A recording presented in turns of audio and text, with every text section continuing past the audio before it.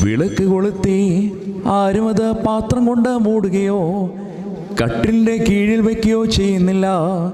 പിന്നെയോ പ്രവേശിക്കുന്നവർക്കെല്ലാം പ്രകാശം കാണുവാൻ അത് വിളക്കിൻ തണ്ടിന്മേലത്രേ വെക്കുന്നത്. വെളിപ്പെടാതെ മറവായും പരസ്യമാകാതെ ഗൂഢമായി വിരിക്കുന്നത് ഒന്നുമില്ല.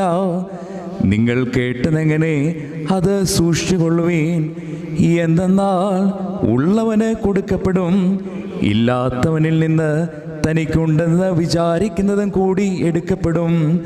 അപ്പോൾ യേശുതമ്പുരാന്റെ മാതാവും സഹോദരന്മാരും അടുക്കിലേക്ക് വന്ന് പുരുഷാര നിമിത്തം അവനോട് സംസാരിപ്പാൻ കഴിഞ്ഞില്ല.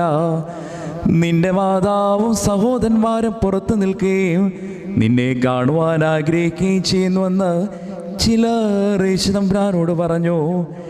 യേശുതമ്പുരാൻ അവരോട്, ദൈവത്തിൻ്റെ വചനം കേട്ട് അത്